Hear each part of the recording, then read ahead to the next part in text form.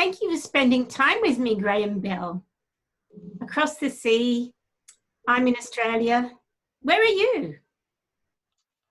I'm at home at Garden Cottage in Coldstream in the Scottish borders. We are right on the border with England, a mile by road or 400 metres if you don't mind swimming the River Tweed, which I don't recommend. The original River Tweed. I admire your work, the books and all your presentations are very socially oriented. You're always thinking about your audience. And I would love to know what your ideas for improving our care of people is. Well, interesting. It's very much on my mind at the moment. We're teaching an online permaculture design course at the moment with 4 teachers. Casper, who is the youngest of us, who's a little bit over 30, has been going quite extensively into non-violent communication, also called compassionate communication. Because as usual with permaculture courses, you know, a lot of people who turn up think they're there to learn about gardening. We're completely blown away by the fact of how enthusiastic they have got about this topic, and also how difficult it is to separate our observation of what's happening from reacting to it, and just noticing what's going on for other people, not being judgmental about it. I think that's part of it. One of the things that's coming out of that for me is that to be kind to other people, we really need to learn to be kinder to ourselves. We live in a very sort of judgmental society overall, and certainly in the West. Noticing what's happening rather than judging it is the key to all of this. And this fits exactly with permaculture design, because all permaculture design starts with observation. Having a daily practice of trying to notice things well. We've done a lot of work here with working with people in food poverty. We don't call it that because that in itself is judgmental, but that was the target audience when we started out doing this, and we've set up a local charity to work with that. We talk much more about engaging people with local food production, reducing food miles, and getting them to understand how to produce their own food. Last year we taught this at the Salvation Army Citadel in Hoyk, which is an old textile town in the south of our region. And Salvation Army were prime movers in setting up food banks here and in many places in the world to help people who needed that assistance. And one of the things I was totally struck by was the lieutenant, who is basically the chaplain, if you like, if you're not used to the Salvation Army. She came on the course with us. And after we were doing a day a week for 10 weeks, and after I think week 5, she came in and told us that she had been so struck by these comments about observation that she'd actually delivered her sermon on that topic the previous Sunday. And she and many others just blown away by what they started to notice once they deliberately set out to do so. And to me, you know, kindness is the heart of it. I mean, you know, David Holmgren talks about earth care, fair shares, people care, and so on. The heart of all those is kindness, really. That's all there is to it. Lovely, thank you. Do you think we can design spaces to increase effective social interaction? Yeah, the biggest space that needs designing is the inside of people's heads. Practical spaces, yes. I mean, in our little garden here, I've just got in some more timber stakes to make some more benches and so on. Our family here were here for lunch yesterday, my daughter's family, which is the first time we've been allowed to see them in 3 months. My 9-year-old grandson was with them, and we were eating outside in the garden, where we've created a very nice space for that purpose, to engage socially. I'm doing some work in Edinburgh at Gorgie City Farm, which has been taken over by a charity called Love, L-O-V-E.org, if you want to check them out, who are in the business of caring, and they use the proceeds from that business, running care homes, doing home help stuff and so on, to fund charitable work. And one of the things that we've immediately noticed at the farm is there aren't enough spaces for people to sit and talk. It's not been made wheelchair accessible, and so on. So all these fundamentals are going into the redesign of the site, which is very well loved by the local community. And I've been to places in Australia where I see people investing just as much time and energy into such places. We went to a wonderful place in Melbourne and did a session there, and a fantastic example of how to make community gardens work and so on. But it's that thing of community spaces. We are a bit obsessed by private property in this country, and the more we can do things communally, the better. There was a wonderful example we were discussing just last week, which is not with us anymore, unfortunately, but it was in the city of Birmingham in the English Midlands, and it was called Ashram Acres. And it was a Christian community, but it was set up to take Christianity out into the community, not by preaching, but by good example of living a Christian life. And to do that, they had to engage with a multiracial, multicultural community. And what they did was they got a row of abandoned houses given them by the council, and they just knocked down all the barriers behind and joined all the gardens together. And if you live in a street where you've got 2 rows of houses back to back, what happens if you take out all the boundaries and share the space, for example? I think creating shelters in places where people can sit and talk and be, but also engaging with people of all ages and making sure the facilities are suitable for people's actual needs is part of it. Yeah, I think that would be part of the answer. I'm sure there's a lot more to be said. What about eco-villages? Do you feel that that's still really the sort of holy grail for permaculture? I'm not sure I agree with the question. I'm not sure I ever did think it was the holy grail. Right.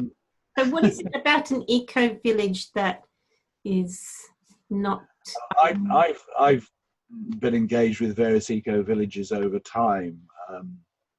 And in fact, I was contacted just yesterday by somebody who lived at Crystal Waters. It was very interesting. I didn't get to Crystal Waters when I was in Australia a couple of years ago, but I had a long conversation with various people who were engaged with it and have had friends visit here from there as well. I've seen other eco-villages in Findhorn and so on. I've had a big connection with for many years. I think that we need to move beyond a sort of separatism. That's what I feel that this label carries with it. I would like to see all villages being eco-villages. That's a matter of process, I think. I'm not sure the label is totally helpful. I think that, as I've always said, permaculture is not a destination, it's a direction. How do we travel from where we're at now to the place we want to be? And nobody anywhere on planet Earth lives in a perfect permaculture world, because we all have to interact with the world that exists around us. When Bill Mollison stayed here years ago, he left his plastic disposable razor in the bathroom, and I wanted to mount it on a little mahogany block with a brass plate saying, "The Bill Mollison Compromise Award," And years ago, I met Ivan Illich, and he, like Bill, was traveling all around the world by jet, telling people why they shouldn't travel around the world by jet. There are always compromises to be made. In our own community, I would love for this to go more in this direction, but we live in a small rural town. And there are issues about this. People still talk to me as if I'm an incomer, and I've lived here for 30 years, 32 years now, actually. So people who are 25 are talking to me like I'm an incomer, and I've lived here longer than they've been alive. there are issues about that kind of thing happening. And I was very impressed, going back to Australia again, by small town Australia and how different that is to big city Australia, and how there are many great values preserved in these communities. But we do also need to recognize that we're world citizens. I mean, one of my hopes that coming out of COVID-19 is that more people get that we live in a multiracial, multicultural world. And losing labels is part of that process. Years ago, I'd just been to the European Green Convergence in Dover in the southeast of England, and I'd just got back into my house, and there was a little knock at the door, and I answered the door, and there was this small black guy with rainbow bands around and peace badges and so on, which at the time, I mean, we're talking, over 40 years ago, was kind of not what I associated with Jamaicans, which is what he was. But he'd been in the Hare Krishnas, and he told me that his guru, one of the 7 gurus originally in the Hare Krishnas, had said to him, racism is just calling something by a name and assuming that that explains what that thing or person is. And I've carried that comment with me ever since. So I'm a little bit cautious about naming things. I think there are many great things being done in eco-villages. I taught I think the most severe challenge I ever had was to teach in Guinea in West Africa at somebody who wanted to become part of the global eco-village network. And I don't think they were accepted by the then Danish-based charity. But yeah, big range of needs and challenges out there. Big variation in assets people have access to. I thought I knew what poverty was till I went to Guinea, and I tell you, these people wouldn't just share what they have with you, they would give you everything they had if you let them. They have virtually nothing. There's a lesson to be learned there. Lovely. Thank you. I think poverty, we have to accept, is probably one of the biggest challenges we have after climate and so on. Well, I'm just wondering, for all walks of life and taking away all labels, if we had an opportunity to redesign our community, what are the structures, not necessarily physical, but they could be social structures? What are the most valuable structures? Well, we're down to politics now. Are we? Yes, indeed. Politics is simply having a system which decides how big the pie is and who gets how much of the pie at what cost, and who decides what's in it. At the end of the day, that's about what politics is about. And we have a difficult system in democracy, which is the assumption that democracy is ideal. Winston Churchill said, democracy is a very flawed system, but unfortunately it's the best we have at the moment. One of the things I'm noticing during this crisis is, if we talk at a national or international level, I don't see the powers that be wanting to stop being the powers that be. And I think that if we actually want to create social structures that deliver for all of humanity, which is what we need, and for all life on Earth, which is what we need, then we need a much greater reduction in the difference between the haves and the have-nots. That's in terms of money, education, power, health, all those things. So I think that all governance needs to be done at the most local level possible. I don't think you can run a national train network from villages. I think that's a national project. I don't think that you can govern how we manage our oceans at a village level. I think, again, that's an international project. But when it comes to planning agreements, when it comes to what happens to the land, when it happens to how our education is run, how our health service works, I think these things can come much closer to home. There are many different systems that people have propounded and used over time.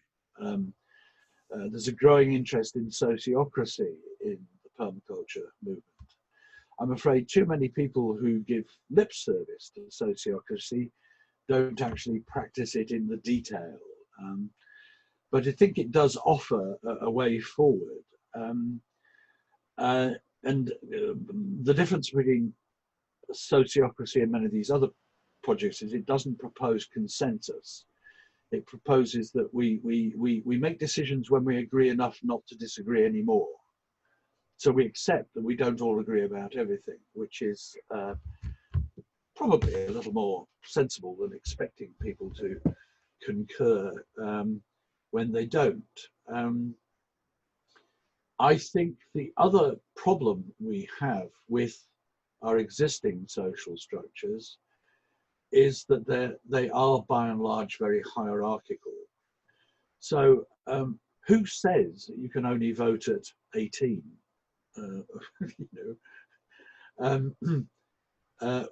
In Scotland, you can get married without your parents' permission at 16, but you can't vote.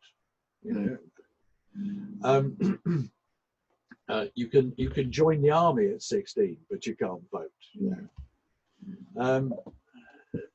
I think that we don't value our elders enough, and we don't value our young people enough. I go to countries like places in Africa and so on, and you see folks who are living in what people commonly call a mud hut in the developed West, who cook on an open fire, who, if they're lucky enough to have a place for their children at school, send them there in a freshly pressed white shirt every morning. And they might have to walk miles to get to school. One of the reasons that East Africans are so good at running is that many of them were so far from school that they ran there every day at high altitudes, which made them fantastic runners, And in this country, people complain about going to school. Well, maybe we need to improve how we run our educational system. And I think people often say to me, the permaculture world must have changed so much since you started it. We're teaching totally different things now. Well, the answer is no, we aren't. We're teaching the same things we started the day I started, over 30 years ago. Yes, we have some more detail. Yes, we have some more examples. But one of the things we are changing is the way we teach.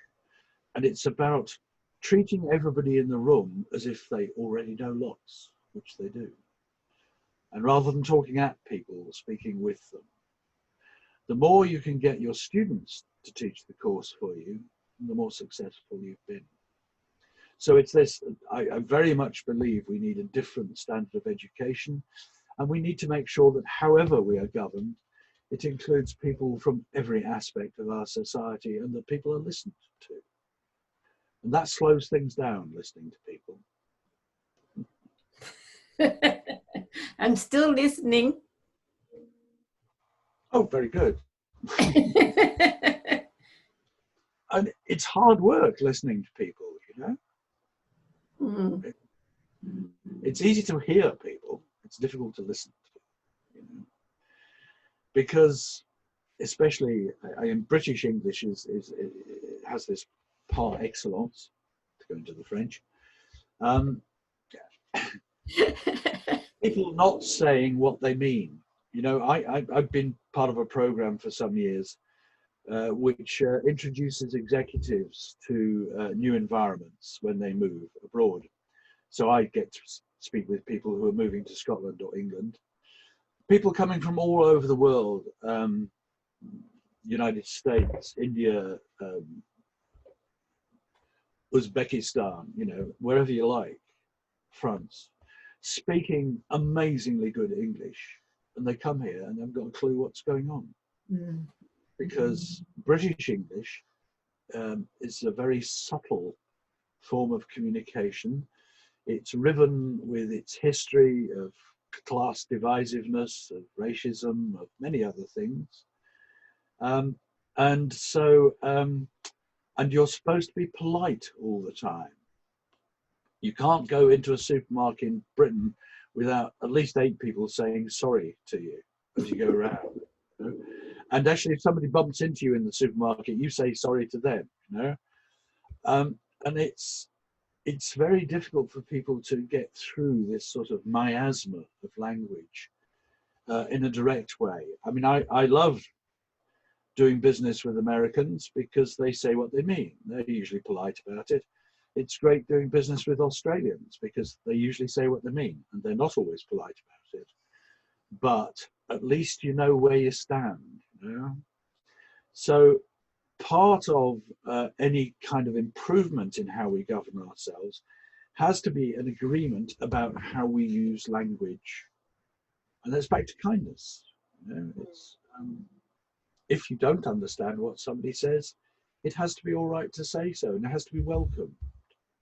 If you're not sure what somebody means, it has to be okay to question it.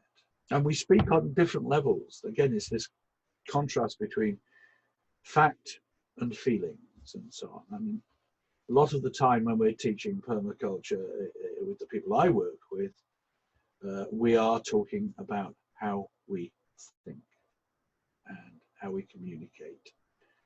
You know, growing plants is easy. It's people that are the challenge. Mm.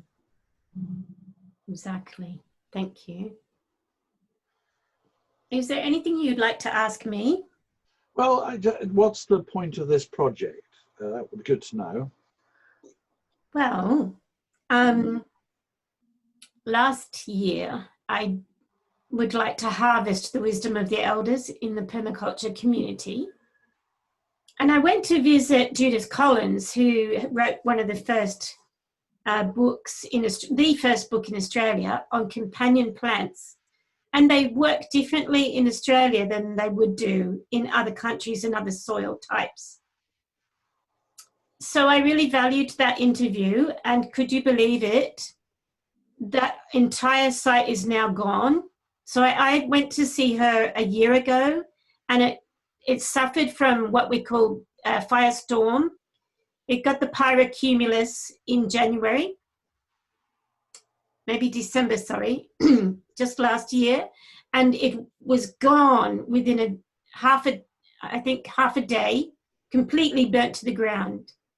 Her demonstration site, so she had one of the original demonstration sites that the university would use for keyline, to show keyline. And now she's also very ill. And so I just feel I want to capture their stories. And speaking with Stuart Hill made me even more motivated, because he's saying you don't want to worship people like Donald Trump or whatever. We don't want idols. We want ideas, but even better, we want to know where the mistakes were so we don't repeat the mistakes.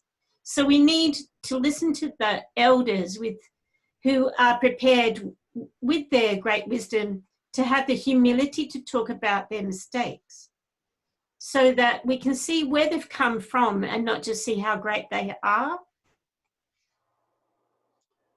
Okay, well, let's talk about mistakes then.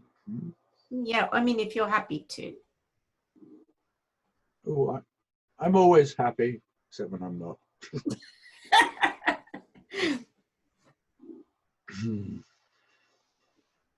I've done business counseling for many years, especially with young business people. I've worked with over 1,000 in my time.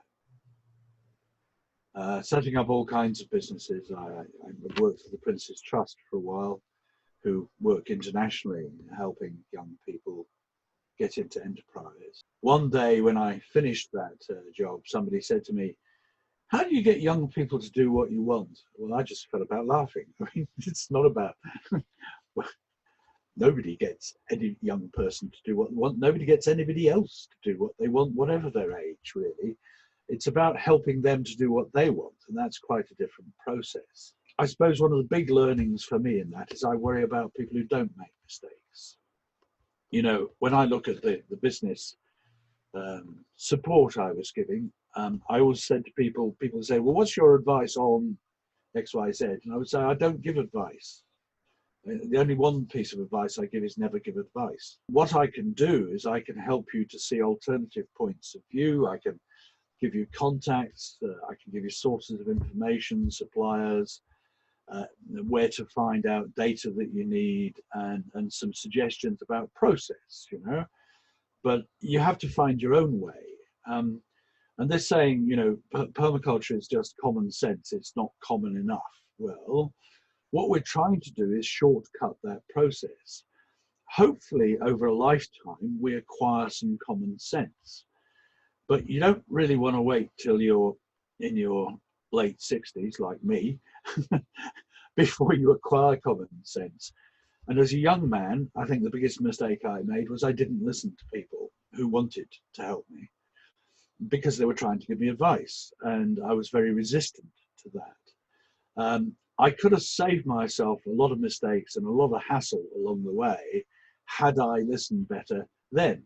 So what we're offering in permaculture is to share common sense a bit earlier on in your life so that you don't have to make quite so many mistakes. But I worry about people who don't make mistakes.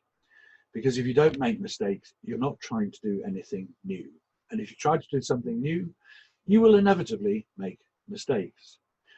They used to say, if you keep on doing what you always did, you'll always get what you always got. But it's increasingly clear that's not the case, because the world is constantly changing. The secret with mistakes is to try not to make the same mistakes over and again, but inevitably we do, because I feel one of the reasons we're put on planet Earth, if we had past lives, is to learn some of the things that we failed to learn last time. But you know, the Jesuits always say, give me a boy till he's 7 and he's mine for life. Notice how kind our present Jesuit Pope is. Got a very different view from many previous popes, and constantly talking about the environment and our need to protect it. Very sensitive man. But it's true of any child. We are made who we are by the time we're 7. It doesn't mean we can't change, but it does form our characters very much, because these early childhood influences go so deep into our inner brain that it almost becomes our soul that is created in those formative years. Inevitably, out of that, we have challenges. So we have patterned behavior, which we've learned early in our lives. And one of the great challenges is to recognize that in ourselves and to attempt to deal with it. And I've got various things in my life where I know I have failed to deal with, things that happened to me when I was young, which I don't even care to remember. You know, we've all met the guy who's been married 5 times and thinks women are the problem, you know, who maybe hasn't learned how to handle relationships well, and maybe that comes from his own personal life experience, that he wasn't taught it well as a child, you know. The second thing is, don't make terminal mistakes, because if you make terminal mistakes, you don't get a second chance. So mistakes I've made. The one that comes back to haunt me time and again is, I say, meeting people who have offered assistance and walking away from it. Having been offered job opportunities which I didn't take up. I'll give you a couple of silly little examples. I went to Oxford University. Both my parents left school 14, 15. I got a scholarship.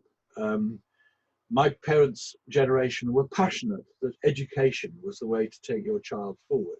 My mother was training us from about the age of 5 to make sure we got into grammar school by teaching us all the little exams you had to go through. You weren't supposed to do that.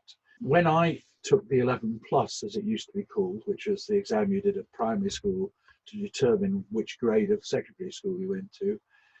They sent my papers, I did it in Malta, my father was in the Royal Air Force stationed in Malta at the time. They sent the papers back to Edinburgh to have them checked because nobody had ever scored so highly. Well, it's because I've been trained for it for 6 years. Whatever it was a long time anyway. And these things were ridiculous. So here's a good one for you. What was the largest island in Australia in the world before Australia was discovered?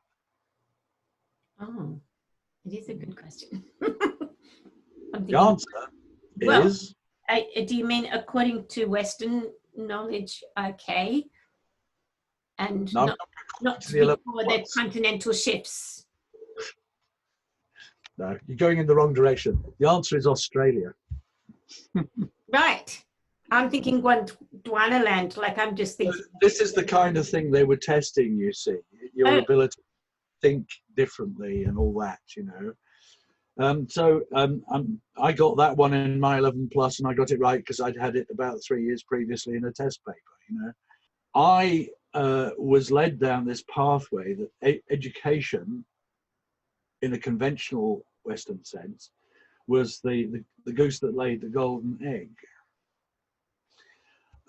What I have since learned is that the hierarchical division between academic understanding and vocational understanding and skills is completely erroneous. The world will die for want of people who do vocational jobs long before it'll miss the last accountant or bank manager, you know? And because these are the people who keep the world working, but the people who do the essential work are often the poorest paid. This doesn't stack up at all. I think the second mistake for me was trusting people unreservedly. I was brought up, it's good to trust people. It took me a long time to understand you really need people to earn your trust. Wow. Don't just trust people. I mean, one very small example, in Britain for years, they've been telling children not to go with strangers. I think 80% of child abuse happens from somebody you know, not from somebody you don't. Just the idea that sitting in rows in classrooms is somehow going to lead you to be a better person when there's so much more to be learnt outside. In fact, why do we talk about going outside as if in buildings is where we come from? The reality is outside is where we come from, and this is what sustains us. So, you know, that whole connection with the living world, very much underestimated. Another mistake, which it took me a very long time to understand, this comes down to yield is unlimited. I don't say yield is theoretically unlimited, I say yield is unlimited. And it comes from how science was taught to us. Maths, physics, chemistry, biology. So physics, how does the world work? Chemistry, what's it made of? And maths. When you're taught these things, you're taught that unlimited yield is impossible, that things always reduce, that we go from high potential energy through kinetic energy to entropic energy. If you look at biology, you can see the opposite is true. You can't stop life. Much as we're trying to, when we're all gone, the cockroaches will have a wild time, you know? And you just have to stop doing stuff and look what you end up with. I mean, this garden is 800 square meters. We don't use chemicals. We use hand tools. It takes about 2 days a week. Now, for many years, it took 2 hours a week because we were on the road a lot, teaching, working.